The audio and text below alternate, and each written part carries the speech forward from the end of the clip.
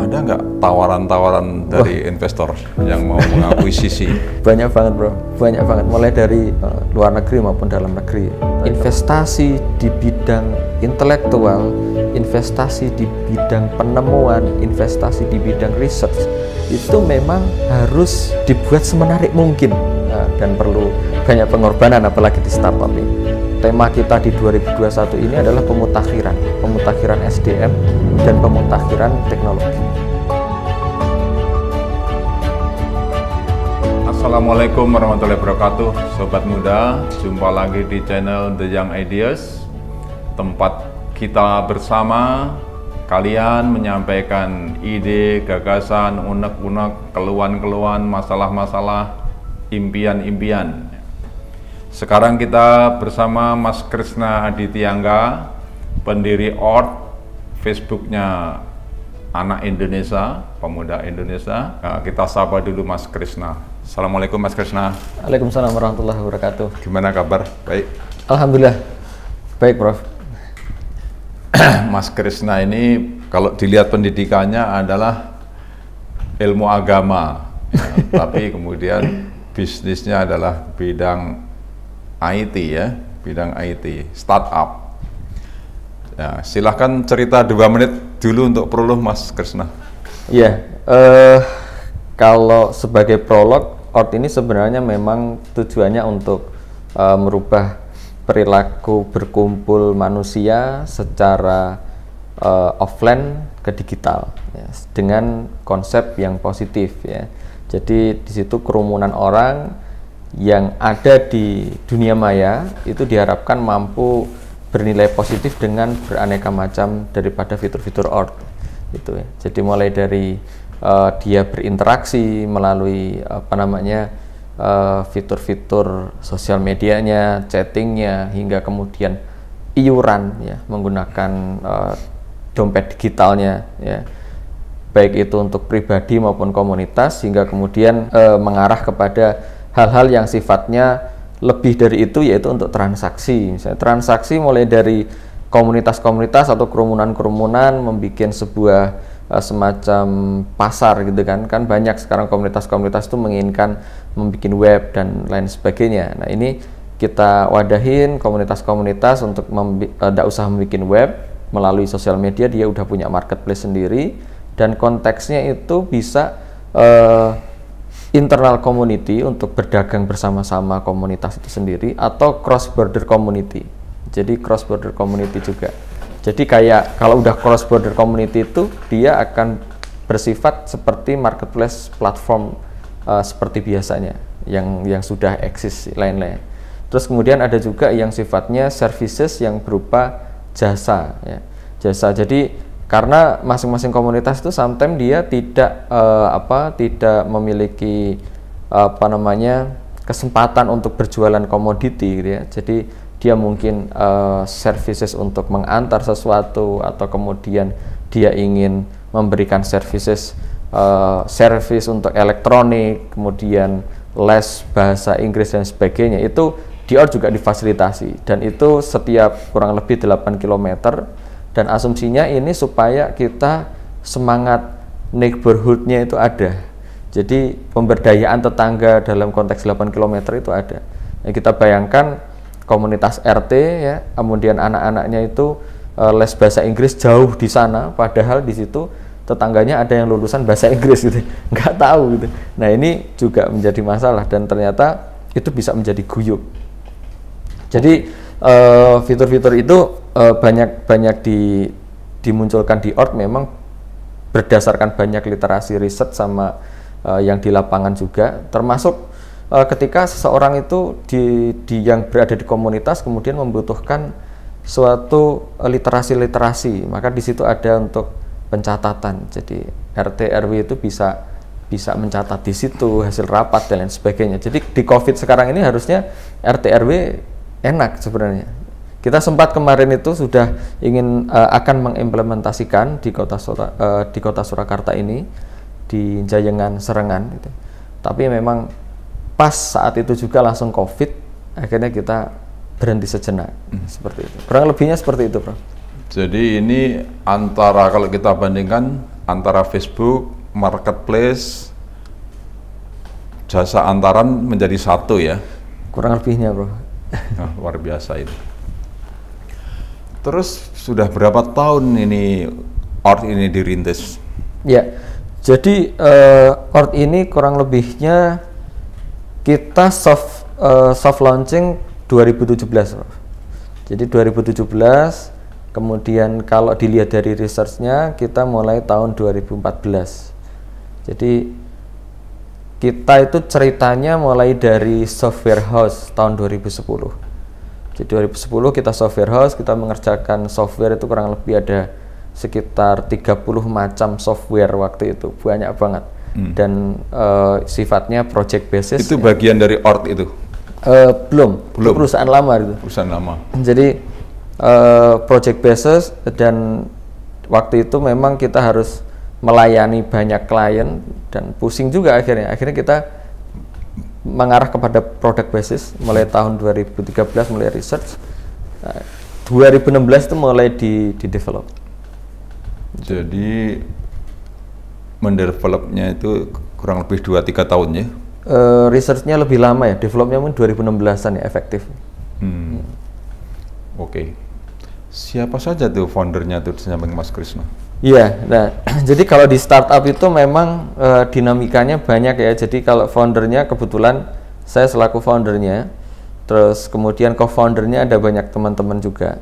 Ada teman-teman dari teman SMA, terus kemudian kuliah di Informatika UNS, terus kemudian saya ajak bergabung untuk mewujudkan hal ini. Kemudian ada juga co-founder juga dari Bogor juga, dari Jakarta, kerja di Jakarta, rumahnya di Bogor, kita ajak kemari dan alhamdulillah bisa join. Tetapi memang namanya startup ya, startup itu lika-likunya luar biasa.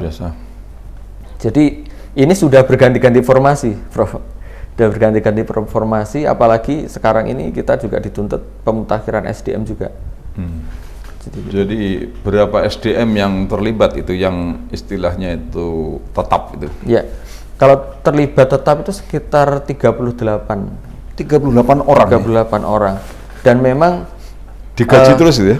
Gaji terus, Pak. Kalau sekarang sebenarnya kebutuhan SDM itu minimal harusnya sudah sampai angka 60.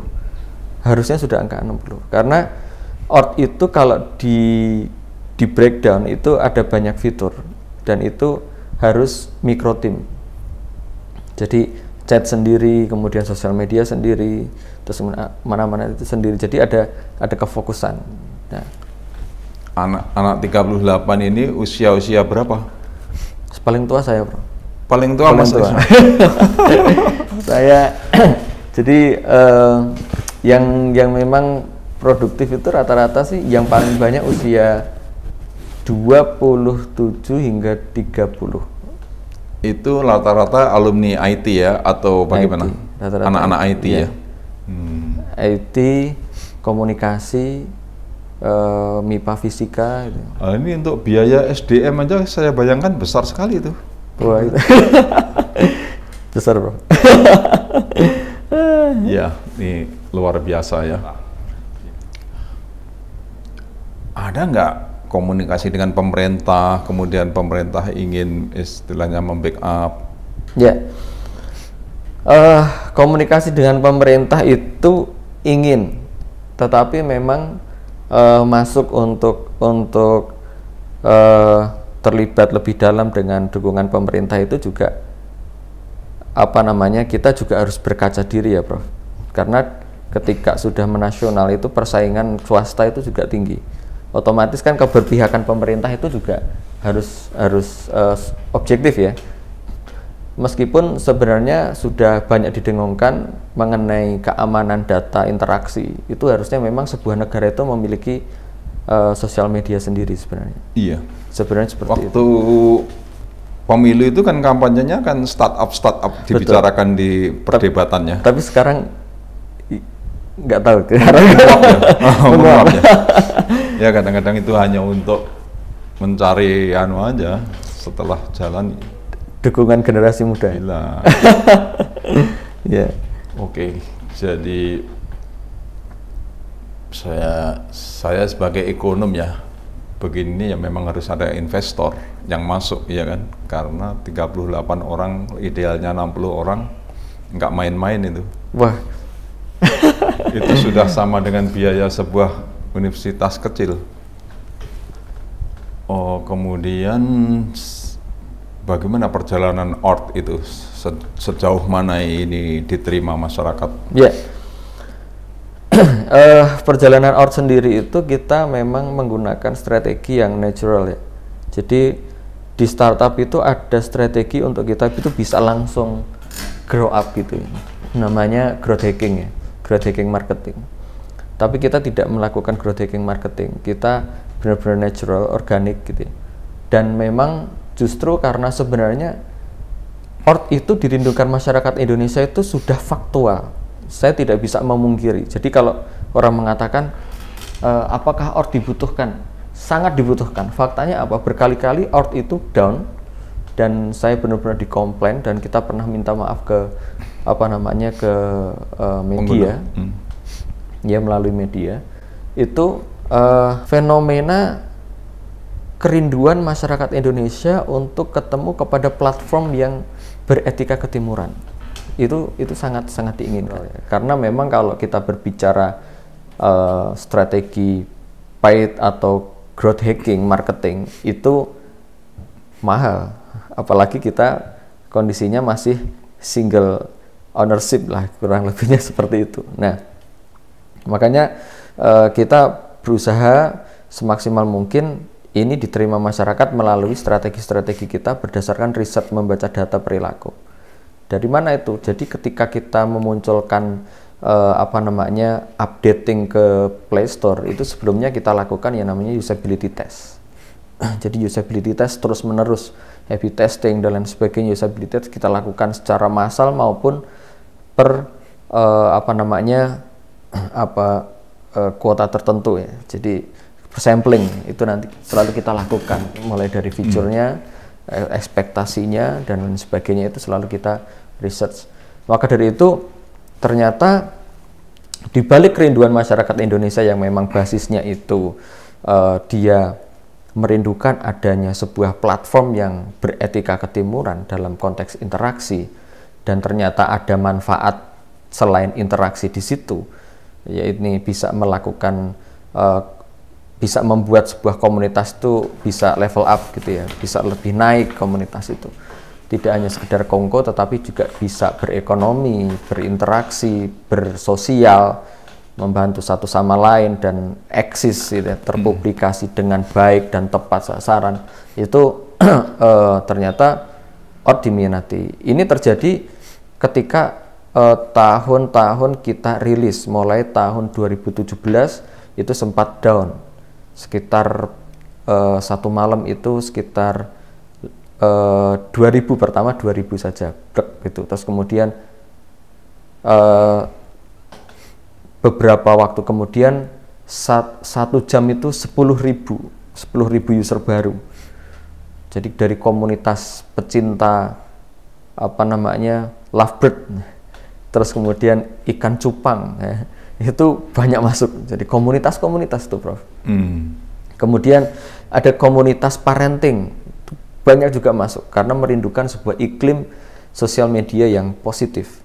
Nah, jadi ini banyak, dan kemarin ini kasus-kasus ya, ini kita tidak mengkaitkan dengan SARA, cuman apapun itu ada isu mengenai sosial media atau interaksi sosial di dunia maya, mesti kebagian peran, mesti akan ditilik lagi terus seperti itu. Dan sehingga saat ini kita sudah mengakui bahwasanya ini infrastrukturnya, arsitekturnya harus benar-benar sudah di-upgrade. Maka saat ini kita sudah dalam konteks mengupgrade. Jadi tema kita di 2021 ini adalah pemutakhiran SDM dan pemutakhiran teknologi. Itu sudah harus kita lakukan. Oke. Jadi berbasis komunitas ya. Yang saya bayangkan ini nanti misalnya di Solo judul-judulnya bahasa Jawa, di Surabaya judul-judulnya Surabayaan, di Sunda memungkinkan nggak itu? per area itu sebenarnya bisa memungkinkan. Kemarin kita coba sebenarnya per negara, karena per negara itu memiliki aturan yang berbeda-beda, mulai dari interaksi transaksi walletnya, dompet digitalnya, kemudian transaksi interaksi masalah hubungan sosialnya itu berbeda-beda.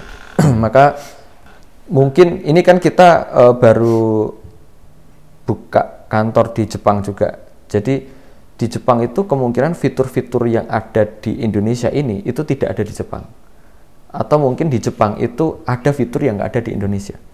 Tapi itu semua by out semua gitu. Jadi aplikasinya ya by out semua. Jadi wajahnya akan berbeda. Nah ini baru kita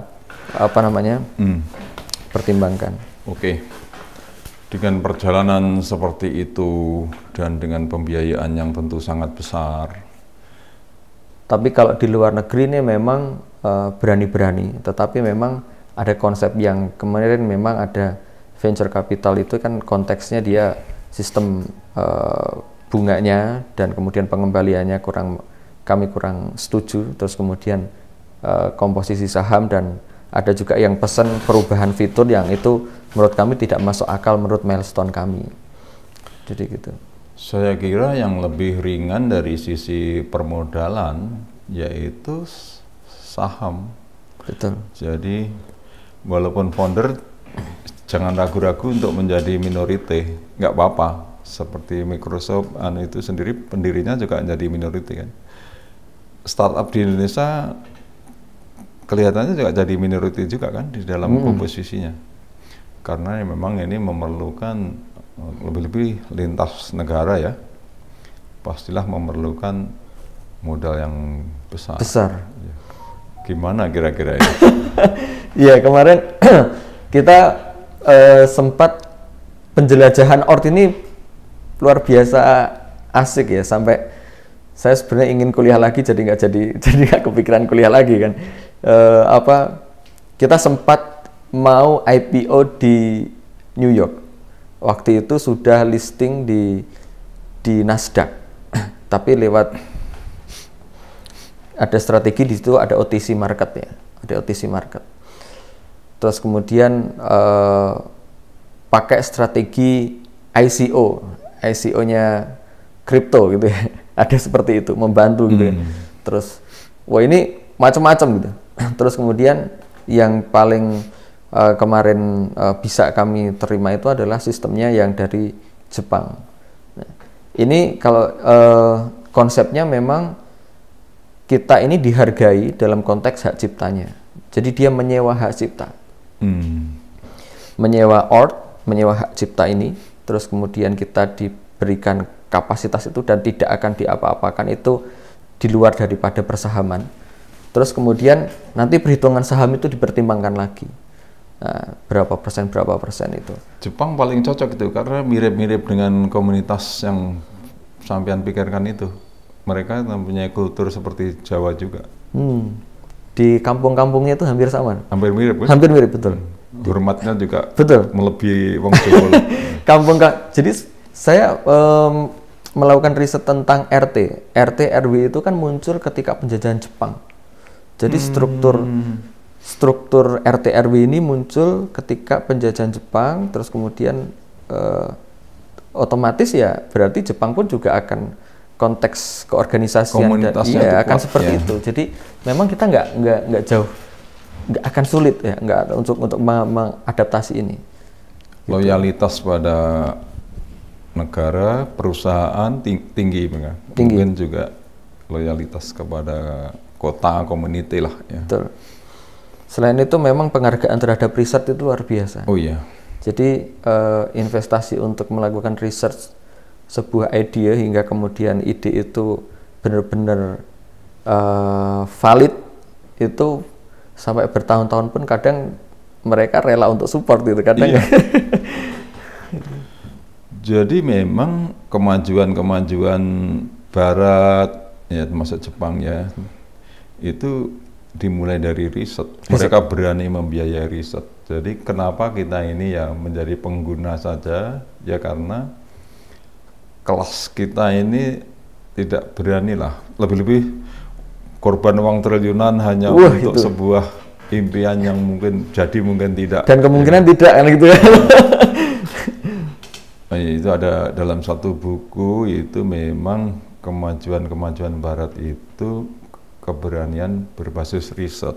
Itulah mereka marah kepada katakanlah Cina, kenapa banyak diciplak. Mereka sudah meriset. Kalau mereka riset kan diberi hak 20 tahun baru boleh dicontoh ya. Hak apa itu, hak ciptanya itu. Kalau tiba-tiba orang tidak meriset, oh cuma gitu aja, kan pendatang kedua enak aja. Wah cuma simpel kayak gini ya. Tapi yang periset pertama yang keluar uang banyak. Nah, inilah mereka sangat menghargai ya, baik di dalam pergaulan maupun di dalam peraturan. Ini kembali ke pemerintah ya, kan pemerintah juga gandrung terhadap startup ya. Bagaimanapun kita memasuki era baru di era perkembangan 4.0 ini ya. Tentulah karya-karya Mas Krisna ini harus disupport oleh pemerintah ya, karena mereka sendiri itu sedang gandrung itu ya. Aneh kalau ini tidak disupport. Mungkin di mana ini miskomunikasinya itu, mismatch-nya di mana? Satu memang kondisi negara berkembang. Saya ini asumsi ya, Prof. Mungkin Prof lebih tahu ya masalah analisis ekonominya ya. Negara berkembang dan dalam kondisi seperti ini kan tidak bisa spekulasi ya untuk mensupport sebuah proyek. Ya, sehingga ini hal yang saya kira mungkin secara pragmatis tidak menguntungkan. Meskipun sebenarnya secara penataan sosial dalam dunia digital, sebuah negara yang populasinya banyak seperti ini, itu sudah wajib banget untuk memiliki, gitu. Wajib banget untuk memiliki. Ya, misalnya kayak ya sampai tidak hanya sosial media, mungkin kalau kita yang dibicarain terus kita lihat ke game gitu ya, game itu selalu didengung-dengungkan mengenai perlombaan game, tapi tidak pernah berbicara tentang how to create a game, bagaimana membuat game game online itu. Nah, ini pernah saya tes ke anak saya gitu kan, anak saya usia kelas 5 SD udah bisa bikin game. Kemarin kelas 1 SMP dia udah ngisi seminar pembuatan game di Bali kan waktu itu. Ternyata sense dia untuk membuat game itu bisa mengalihkan dia untuk tidak hanyut di dunia game gitu ya. Terus apa yang menarik? Dari bermain menjadi pembuat. Jadi pembuat, dan itu kemudian ngajak teman-teman kampungnya untuk dimentorin membuat game dan lain sebagainya. Dan ternyata ketika membuat game itu ada sebuah jadi kalau membuat game itu ada aset-aset yang nantinya akan dimasukkan ke situ. Nah, aset-aset ini itu semuanya model western semua gitu. Tidak ada aset-aset yang beretika ketimuran. Misalnya tokoh gitu ya, tokoh. Jadi kan di industri game itu ada yang berbicara tentang how to create algoritmnya, terus kemudian bagaimana nanti membuat desain visualnya, bagaimana membuat storyboardnya dan lain sebagainya gitu kan. Nah, ini orangnya berbeda-beda. Nah, kalau kita berpikir startup itu hanya parsial, hanya yang coding saja, itu juga salah gitu. Karena ini ekosistem. Jadi mereka kalau mau membuat game yang ngambil aset luar yang mungkin tidak beretika ketimuran sama sekali gitu. Jadi gamenya anak-anak itu akhirnya ya tetap hampir kayak itu, meskipun itu juga sebenarnya asik gitu. Iya. Dan makanya permasalahannya itu kalau saya lihat, support pemerintah itu harusnya kalau mau mensupport startup sekarang itu disupport ekosistemnya keseluruhan. Nah, sekarang support pemerintah, startup, unicorn dan lain sebagainya gitu kan. Nah, yang naik sekarang ya yang itu saja. Kemudian yang di daerah itu tidak terbentuk. Mau ngangkat seperti apa? Startup itu mahalnya bukan main sebenarnya. Mulai dari create, test, research, kemudian how to sustain dan lain sebagainya. sampai kemudian dia masuk tahap scale up. Itu luar Jadi biasa. saya kira kalau pemerintah mau terlibat itu bukan hitung-hitungan untung rugi, tapi ini anggaran riset masuk di dalam. Jadi pemerintah mempunyai cita-cita mempopulerkan startup di Indonesia, digitalisasi negara, pemerintah sendiri. Nah, ini termasuk bagian dari riset itu, menyiapkan infrastrukturnya itu ya adanya startup ini. Pembiayaannya jangan hitung feasibility study, walaupun nggak masuk, harus riset. Memang uang hilang. Dan pemerintah punya uang hilang banyak di perguruan tinggi. Triliunan juga, ya, di perguruan tinggi triliunan, anggaran perguruan tinggi, anggaran pendidikan katakanlah 400-500 triliun ya, untuk riset puluhan triliun. Saya angkanya nggak pasti ya, tapi itu besar, jadi bisa masuk di situ.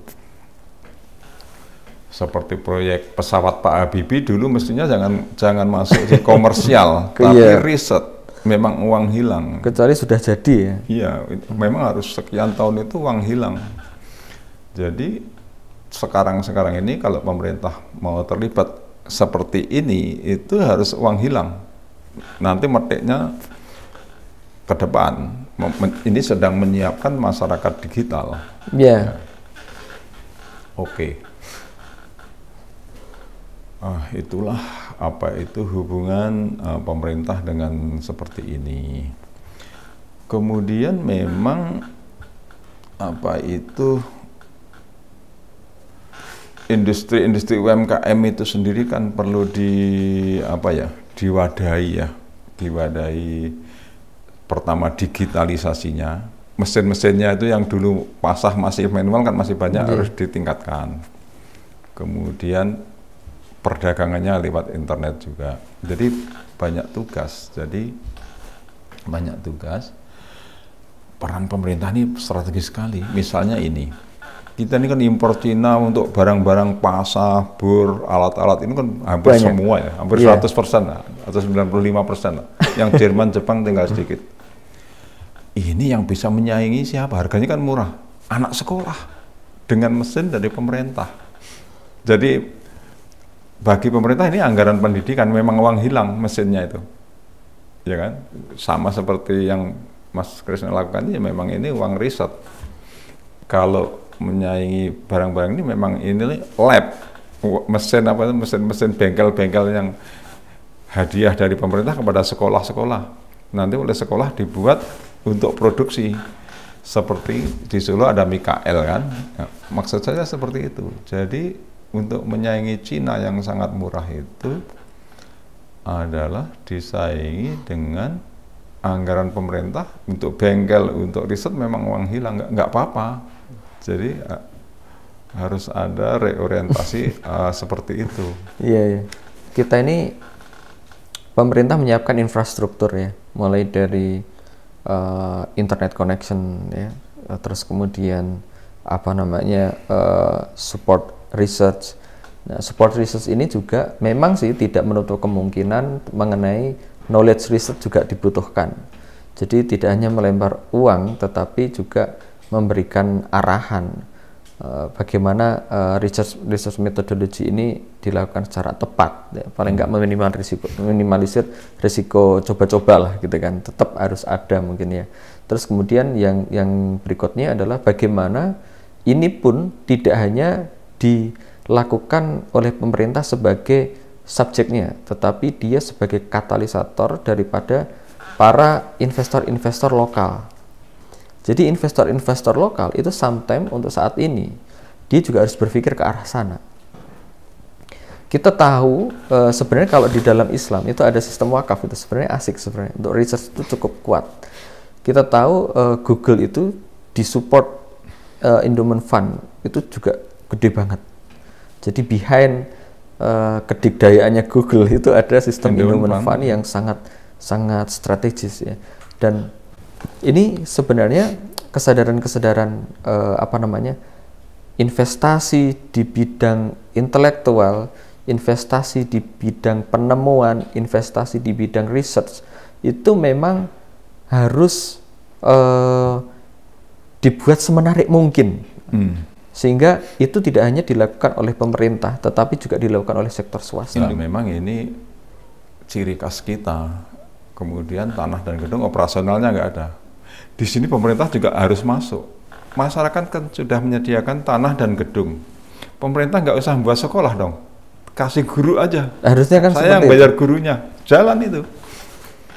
Nah, inilah perpaduan-perpaduan yang luput ya, yang memang harus seperti Islam itu adalah kekayaan. Jangan istilahnya itu jangan malah dikerjain. Ini sebenarnya kekayaan nilai yang besar harus dimanfaatkan sejauh mungkin. Jadi sebenarnya perspektif utility atau kemanfaatannya itu memang harus dijelaskan kepada para apa namanya, ya mulai dari pemerintah sendiri harus juga sadar. Kemudian sektor swasta, para investor-investor atau agni-agni yang ada dalam Islam itu dia harus sadar juga gitu. Biasanya ketika Anda melakukan investasi ini, itu kemanfaatannya lebih bagus, efeknya akan lebih ringan di belakangnya, dan apa namanya, efek kesinambungannya akan terjaga. Nah itu memang harus benar-benar ada semacam keseriusan. Jadi saya sempat berpikir ke depan ini sebenarnya ekosistem startup itu will be sustain if apa namanya, sebuah di Indonesia ini kebetulan udah ada sistem apa namanya, pengelola wakaf ya. Ketika pengelola wakaf dia mampu menerjemahkan utility atas sebuah startup idea gitu ya kepada publik, itu luar biasa banget itu. Setelah mengelola ini Orti 4 tahun ya, berapa modal yang diperlukan untuk sebuah startup seperti ini sampai dia leading jalan? Ya, kita sekarang tahapannya itu sebenarnya sudah masuk pada scale up, karena minimum viable produknya itu kita MVP kita udah clear, produk kita udah clear. This is ya, produk Orti itu ya kayak gini tuh untuk MVP-nya. Terus kita sudah saatnya sekarang tidak lagi startup, kita udah scale up. Nah, ketika kita udah scale up berarti kita udah siap kick off tuh. Sudah mulai entah itu memonetize, entah itu apa gitu ya. Itu kebutuhan kita mungkin ya tidak terlalu besar, mungkin tidak sampai ratusan, mungkin hanya sekitar puluhan miliar saja gitu. Itu sudah cukup untuk kita. Berjalannya. Udah cukup berjalan. Mungkin 100 miliar. Itu nilai percepatan itu. Sudah percepatan ya. Nilai percepatan itu. Sebetulnya itu kalau dibiayai dari sebuah riset, tapi ini harus nasional ya. Harus, karena kan tidak mungkin mengucurkan 100 miliar dengan misalnya skema perguruan tinggi. Terlalu harus memang levelnya itu misalnya ketua BRIN atau yang levelnya sudah itu, sudah istilahnya ini pengambilan keputusan strategis harus nasional, strategi nasional. Betul. Oke, itulah Mas Kresna Adityangga ya, yang berani merintis Facebook Indonesia namanya Ort dengan berdarah-darah ya, sudah sekian miliar modalnya dia gunakan untuk membiayai ini selama 4 tahun, dan kelanjutannya tentu harus ada banyak kolaborasi yang dilakukan. Mudah-mudahan ini menginspirasi. Kita akhiri sekian Mas Kresna ya. Terima kasih Bro. Assalamualaikum warahmatullahi wabarakatuh.